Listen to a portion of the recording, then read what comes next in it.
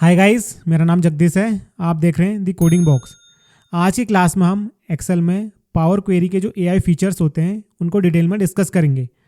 अभी तक हमने एक्सेल में एआई फंक्शन का यूज़ करके डेटा को एनालाइज करना और मैनेज करना सीखा था। आज हम एक स्टेप और आगे बढ़ेंगे और जानेंगे कि पावर क्वेरी के एआई फीचर का यूज़ करके डेटा को क्लीन करना, ट्रांसफॉर्म करना, डेटा प्रिपरेशन को कैसे आसान और फास्ट बनाया जाता है।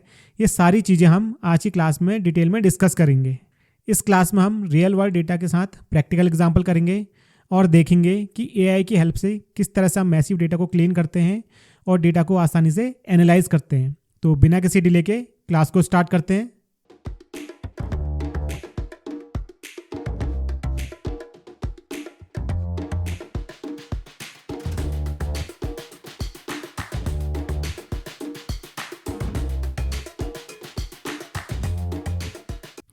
हाय गाइस, हम इन स्क्रीन पर आ चुके हैं। आज की क्लास को स्टार्ट करते हैं। आज की क्लास में हम पावर क्वेरी के कुछ इंपॉर्टेंट एआई फीचर को डिस्कस करेंगे। इस क्लास में हम बिना फॉर्मूले और फंक्शन का यूज़ करके अपनी क्वेरीज को सॉल्व करेंगे। यहाँ पर देखिए हमारे पास डेटा है, इसमें टोटल रिकॉर्ड है 800। ठीक है, अब हमें इस डेटा में सीरियल नंबर चाहिए बिना किसी फॉर्मूले और फंक्शन के। तो उसके लिए क्या करेंगे, हम पावर क्वेरी का यूज़ करेंगे। जब भी हम पावर क्वेरी का यूज़ करते हैं तो जो हमारा डेटा है वो टेबल फॉर्मेट में होना चाहिए। तो इसे टेबल फॉर्मेट में कन्वर्ट करने के लिए सबसे पहले मैंने डेटा को सिलेक्ट किया, उसके बाद शॉर्टकट की का यूज़ किया Ctrl+T। तो यहाँ पर देखिए टेबल फॉर्मेट में आ चुकी है। उसके बाद डेटा टैब पर जाएंगे और यहाँ पर फ्रॉम टेबल रेंज है, इस पर क्लिक कर देंगे। यहाँ पर देखिए पावर क्वेरी एडिटर ओपन हो चुका है और यहाँ पर हमारा डेटा शो हो रहा है। अब हमें डेटा में सीरियल नंबर लगाना है, तो हम ऐड कॉलम वाले टैब पर गए और यहाँ पर देखिए इंडेक्स कॉलम है। यहाँ पर फ्रॉम 1 को सिलेक्ट कर लिया, तो यहाँ पर देखिए सीरियल नंबर जनरेट हो चुके हैं। अब यहाँ पर राइट क्लिक करेंगे और यहाँ पर जाएंगे मूव पे और यहाँ पर टू बिगिनिंग को सिलेक्ट कर लेंगे और यहाँ पर हेडर में देंगे सीरियल नंबर। उसके बाद होम टैब पर जाएंगे, क्लोज एंड लोड पे जाके यहाँ से क्लोज एंड लोड कर लेंगे और हमें एग्जिस्टिंग वर्कशीट पे चाहिए और यहाँ पर ये रेफरेंस ले लिया और यहाँ से ओके कर दिया। तो यहाँ पर देखिए जो डेटा था इसमें सीरियल नंबर जनरेट हो चुके हैं। यहाँ पर हमने कोई भी फॉर्मूला और फंक्शन का यूज़ नहीं किया। अब नेक्स्ट एग्जाम्पल देखते हैं। यहाँ पर देखिए मंथ के नंबर दे रखे हैं। अब हमें इस नंबर से डेट निकालनी है और मंथ के नेम निकालने हैं। तो उसको हम कैसे करेंगे, सबसे पहले इसे टेबल में कन्वर्ट करेंगे। तो पूरा डेटा को हमने सेलेक्ट कर लिया, उसके बाद Ctrl+T प्रेस किया इसको टेबल में कन्वर्ट करने के लिए। इसके बाद डेटा टैब पे गए और यहाँ पर फ्रॉम टेबल रेंज को सिलेक्ट कर लिया। अब यहाँ पर डेटा आ रखा है, यहाँ पर देखिए फॉर्मेट है, इस पर गए और लास्ट में ऐड सफिक्स है, इसको सिलेक्ट कर लिया। इस तरह से हमने फॉर्मेट दे दिया, ओके किया। इसके बाद यहाँ से डेटा टाइप सेलेक्ट कर लिया और यहाँ पर हमने डेट को सिलेक्ट कर लिया। तो यहाँ पर देखिए जो मंथ के नंबर थे वो डेट फॉर्मेट में आ चुके हैं। अब यहाँ से हमें मंथ निकालना है, तो उसके लिए हम क्या करेंगे, डेट पे जाएंगे और यहाँ पर मंथ पे क्लिक करके नेम ऑफ मंथ को सिलेक्ट कर लेंगे। तो यहाँ पर देखिए सिर्फ जनवरी मंथ का डेटा शो हो रहा है, तो हमें यहाँ पर जो डेट है उसका फॉर्मेट चेंज करना पड़ेगा। उसके लिए हम क्या करेंगे, ऐड कॉलम में जाएंगे और यहाँ पर कस्टम कॉलम है, इसको सिलेक्ट कर लेंगे। उसके बाद यहाँ पर एक छोटा सा फॉर्मूला लिखेंगे, डेट टू टेक्स्ट,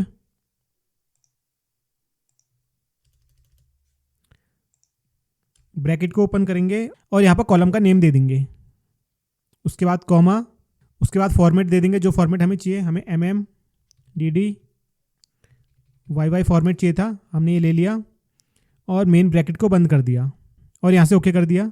तो यहाँ पर देखिए डेट आ चुकी है, इस पर राइट क्लिक करेंगे और यहाँ से इसका जो डेटा टाइप है वो डेट सेलेक्ट कर लेंगे।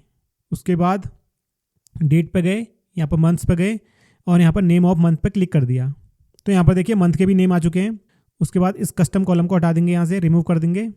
होम पे गए और यहाँ से लोड एंड क्लोज पे क्लिक कर देंगे और जहाँ पर डेटा चाहिए वहाँ का रेफरेंस ले लेंगे और यहाँ से ओके कर देंगे। तो यहाँ पर देखिए आउटपुट हमारा आ चुका है।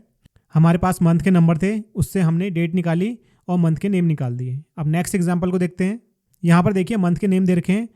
अब हमें यहाँ पर मंथ के नंबर निकालने हैं, तो उसके लिए हम क्या करेंगे, सबसे पहले इसको सिलेक्ट करेंगे, Ctrl+T प्रेस करेंगे। उसके बाद डेटा टैब पे गए और यहाँ से फ्रॉम टेबल रेंज को सिलेक्ट कर लिया।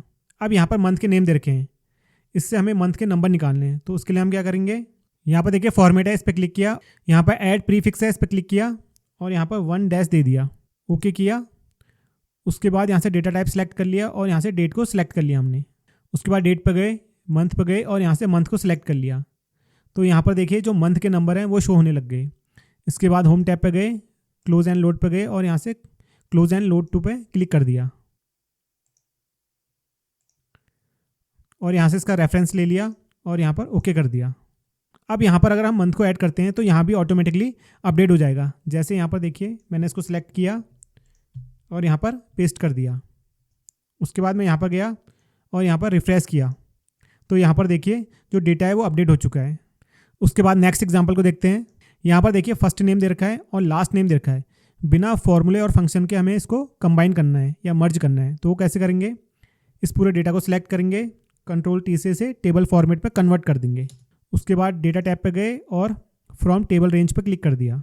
अब यहाँ पर दोनों कॉलम को सिलेक्ट करेंगे। उसके बाद ऐड कॉलम में जाएंगे और यहाँ पर मर्ज कॉलम्स है, इस पर क्लिक करेंगे और यहाँ से सेपरेटर में हमने स्पेस ले लिया और ओके कर दिया।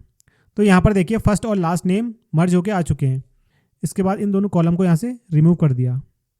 होम पे गए, लोड पे क्लिक कर दिया, जहाँ पर डेटा चाहिए वहाँ का रेफरेंस ले लिया और यहाँ से ओके कर दिया। तो यहाँ पर देखिए आउटपुट सही आ रहा है हमारा। अब नेक्स्ट एग्जांपल देखते हैं। यहाँ पर देखिए हमारा डेटा इस तरह से अनस्ट्रक्चर्ड फॉर्म में है, हमें इसे स्ट्रक्चर्ड फॉर्म में लाना है। तो उसके लिए हम क्या करेंगे, सबसे पहले इस पूरे डेटा को सिलेक्ट करेंगे, कंट्रोल टी से टेबल फॉर्मेट पे कन्वर्ट कर लिया, डेटा टैब पे गए और फ्रॉम टेबल रेंज पे क्लिक किया। इसके बाद कंट्रोल ए से सभी कॉलम को सिलेक्ट कर लेंगे और ऐड कॉलम पे जाएंगे और यहाँ पर देखिए मर्ज कॉलम है, इसको सिलेक्ट कर लेंगे, यहाँ से स्पेस को सिलेक्ट कर लेंगे और यहाँ से ओके कर देंगे। तो यहाँ पर देखिए जो हमारा आउटपुट आ रहा है वो एक स्ट्रक्चर्ड फॉर्म में आ रहा है। जो अदर्स कॉलम है उनको यहाँ से राइट क्लिक करके रिमूव कर देंगे। तो इस तरह से हमारा डेटा शो हो रहा है। अब होम पे गए और यहाँ से इसे लोड कर दिया और जहाँ पर इसका रेफरेंस चाहिए वो यहाँ से सिलेक्ट कर लिया और ओके कर दिया। तो यहाँ पर देखिए आउटपुट आ चुका है। तो यहाँ पर देखिए जो आउटपुट आ रहा है वो एक स्ट्रक्चर्ड फॉर्म में आ रहा है। इससे हम कोई भी रिपोर्ट जनरेट कर सकते हैं। उसके बाद नेक्स्ट एग्जांपल देखते हैं। यहाँ पर देखिए हमारे पास कुछ डेटा दे रखा है जिसमें नेम्स हैं और सेल्स हैं। इसको स्ट्रक्चर्ड फॉर्म में लाना है। तो सबसे पहले इसको सिलेक्ट किया और टेबल फॉर्मेट में कन्वर्ट कर दिया। उसके बाद डेट वाले टैब पे गए और फ्रॉम टेबल रेंज पे क्लिक कर दिया। अब यहाँ पर देखिए डेटा इस फॉर्मेट में आ रहा है। तो यहाँ से इसको सिलेक्ट किया, ट्रांसफॉर्म में गए और यहाँ से डेटा टाइप में हमने टेक्स्ट को सिलेक्ट कर लिया। अब सबसे पहले हम क्या करेंगे, होम टैब के अंदर use header as a first row को सिलेक्ट कर लेंगे। उसके बाद इस डेटा को सिलेक्ट करेंगे और यहाँ पे स्प्लिट कॉलम पे क्लिक करेंगे बाय डेलीमीटर। यहाँ पर हम कॉमा को सिलेक्ट कर लेंगे और ओके कर देंगे। तो देखिए डेटा इस तरह से आ रहा है हमारा। उसके बाद हम ट्रांसफॉर्म पर जाएंगे और ट्रांसपोज पे क्लिक कर देंगे। तो यहाँ पर देखिए जो हमारा डेटा था वो एक स्ट्रक्चर्ड फॉर्म में आ चुका है। यहाँ पर देखिए जो फर्स्ट रो है वहाँ पर हेडर आ रहा है। तो हम क्या करेंगे, होम पे जाएंगे और यहाँ से use first row as a header को सिलेक्ट कर लेंगे। तो यहाँ पर देखिए हमारा डेटा सही आ रहा है। उसके बाद होम टैब के अंदर क्लोज एंड लोड पे क्लिक कर देंगे और जहाँ पर डेटा चाहिए उसका रेफरेंस ले लेंगे और ओके कर देंगे यहाँ से। तो यहाँ पर देखिए जो डेटा है वो एक स्ट्रक्चर्ड फॉर्म में आ चुका है। अब नेक्स्ट एग्जांपल देखते हैं।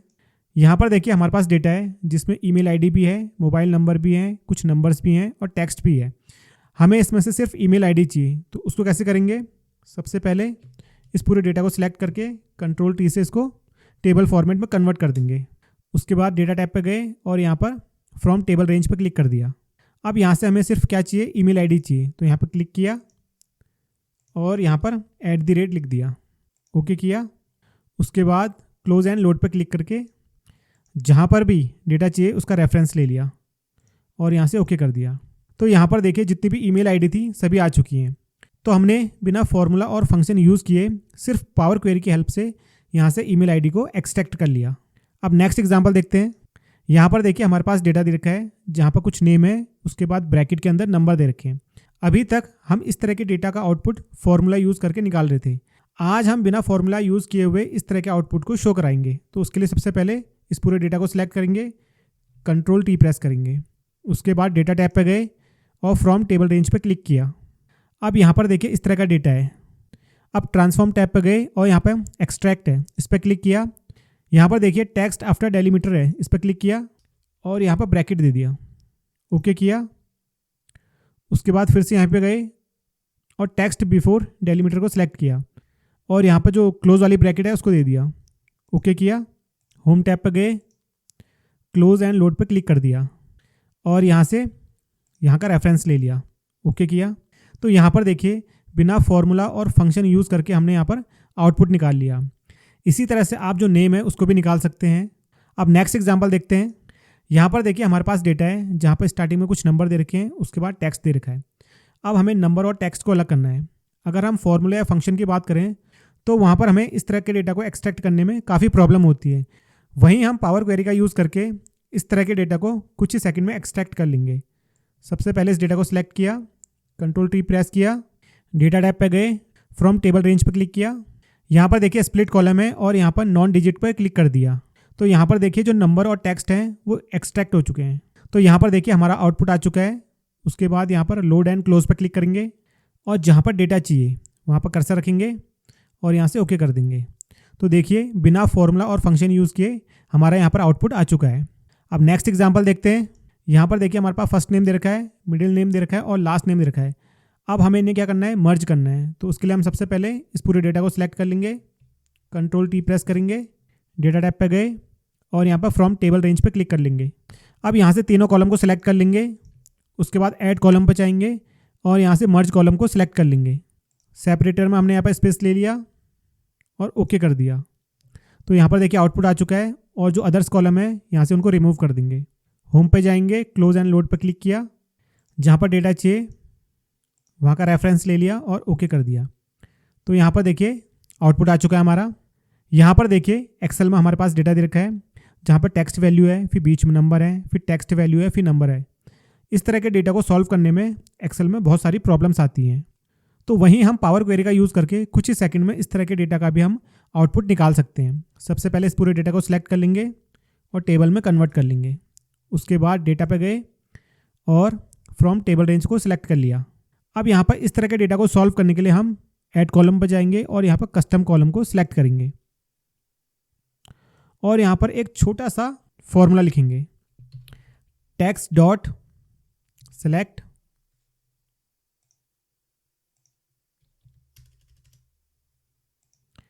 उसके बाद हम ब्रैकेट को ओपन करेंगे और यहाँ पर अब यहाँ पर हम कॉलम का नेम लिखेंगे जिसके अंदर डेटा है। तो हमारा कॉलम का नेम क्या है, डेटा है, कॉमा। उसके बाद कर्ली ब्रैकेट्स को ओपन करेंगे, डबल कोट के अंदर हम यहाँ पर दे देंगे 0, 2 बार यहाँ पर डॉट देंगे, कर्ली ब्रैकेट को ओपन करेंगे और यहाँ पर हम दे देंगे 9।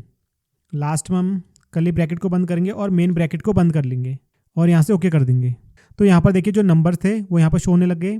इसी तरह से हमें टेक्स्ट भी चाहिए, तो उसके लिए हम क्या करेंगे, फिर से कस्टम कॉलम पर जाएंगे, यहाँ पर सेम फॉर्मूला लिखेंगे, टेक्स्ट डॉट सेलेक्ट, उसके बाद ब्रैकेट को ओपन करेंगे, यहाँ पर कॉलम का नेम दे देंगे डेटा, कॉमा, कर्ली ब्रैकेट्स को ओपन करेंगे।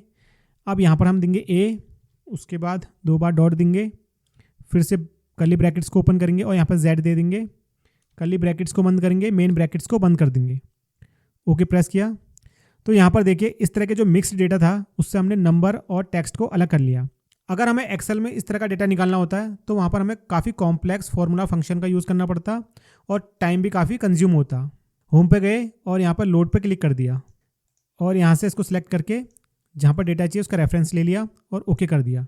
तो आज की क्लास में हमने पावर क्वेरी के कुछ एआई फीचर्स को डिस्कस किया था। अब नेक्स्ट क्लास में एक नई टॉपिक को डिस्कस करेंगे। आज की क्लास में हमने एक्सेल में पावर क्वेरी से रिलेटेड जितने भी इंपॉर्टेंट एआई फीचर्स थे सभी को डिस्कस किया। अब जो नेक्स्ट क्लास आएगी उसमें माइक्रोसॉफ्ट एआई बिल्डर को डिस्कस करेंगे। आज की क्लास से रिलेटेड अगर आपकी कोई क्वेरी या डाउट्स है तो कमेंट बॉक्स में कमेंट कर सकते हैं। डिस्क्रिप्शन पर लिंक दी गई है जहां से आप आज की जो क्लास है इसकी प्रैक्टिकल फाइल को डाउनलोड कर सकते हैं। मिलते हैं फिर नेक्स्ट क्लास में।